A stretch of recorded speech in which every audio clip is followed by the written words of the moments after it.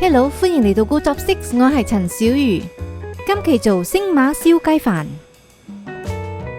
首先我哋處理隻雞，呢塊雞油一定要留起，陣間同你講點用。啲內臟一定要挖乾淨，跟住灑大量嘅鹽，裏裏外外捽勻佢，再用清水洗乾淨。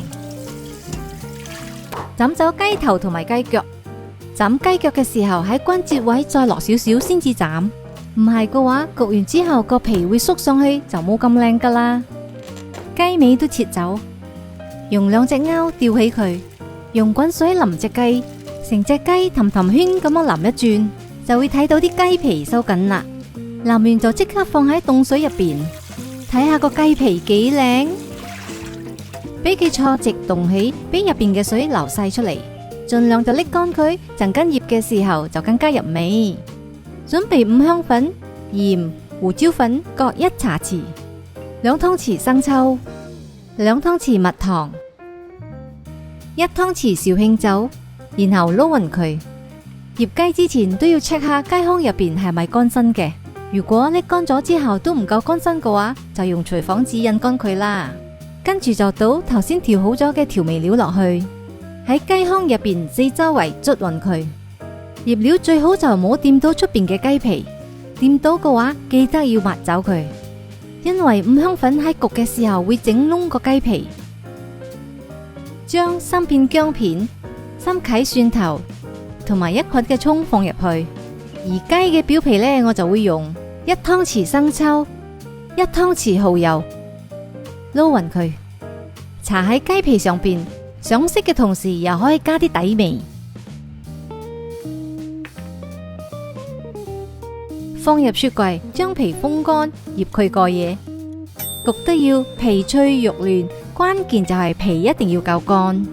第二日睇下呢，有啲地方已經乾透，但係有啲地方都未完全乾晒，摸上去都仲有少少黐手。趁今日天氣好，放喺陽光底下俾佢風乾，時不時粉下佢。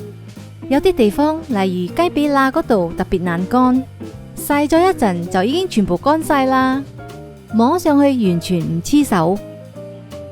將焗爐用190度預熱20分鐘，喺雞嘅表面塗一層油，然後先至放入焗爐焗1個鐘。俾佢焗緊嘅同時，我哋去準備雞飯同埋辣椒。煮之前先攞個高湯出嚟解凍。呢個高湯係上期做廣東式炸魚肉米粉整定嘅，想知道點煮，撳上邊條 link 啦。呢度有1杯半米，用清水浸20分鐘先。準備幾粒蒜頭，切幾片薑片。仲記唔記得頭先留起咗嘅雞油啊？佢就係攞嚟做雞飯嘅。落些少油，將啲雞油爆香，跟住就落薑片同埋蒜頭落去一齊爆香。倒走頭先用嚟浸米嘅水，蒜頭就已經金黃色啦，就將個米放落去，再加1茶匙嘅鹽，一齊炒，炒到佢乾身為止。已經炒到好乾身啦。如果係用電飯煲嘅話，就喺呢個時候放入電飯煲。但今次我係用鑄鐵鍋嚟煮呢個飯，所以喺呢個時候就可以加高湯落去。米同埋高湯嘅比例係1比1.1。仲有放埋個班蘭葉落去，令佢更加香。用鑄鐵鍋嚟煮飯嘅方法係開住蓋，用中火煮佢5分鐘，慢慢你會睇到水已經收乾，然後冚蓋，用中細火煮佢10分鐘。10分鐘啦，就熄火，唔好開蓋，繼續俾佢焗15分鐘就完成啦。哇，粒粒飯都被雞油包住，粒粒令，啲雞油好香啊，聞到都流晒口水啊！我哋而家就做埋食星馬雞飯唔少得嘅特調辣椒。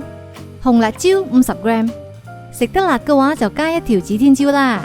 蒜頭25g，老薑25g，1湯匙半糖，半湯匙鹽。桔仔同埋醋嘅重量係30g，佢嘅比例係1比1。最後仲有45ml 嘅高湯，將佢攪碎，呢個就係辣椒醬料啦。翻轉頭睇下隻雞焗成點先，已經焗咗50分鐘，最後嘅10分鐘調到230度，將啲香味逼晒出嚟，同時會令個雞皮更加脆。呢個就係焗完嘅模樣啦。搣開隻雞髀睇下，哇，幾 juicy 啊！啲汁都仲係叭叭聲咁樣流出嚟。將佢斬開，調定個豉油醬汁，2湯匙生抽，2湯匙麻油，1茶匙糖，仲有3湯匙嘅高湯，撈勻佢，然後淋喺燒雞上邊，呢一個星馬燒雞飯就完成啦。我定期會分享星馬餸菜。subscribe 我嘅 channel， 一上片就會通知你㗎喇。咁我們就下期再見，拜拜。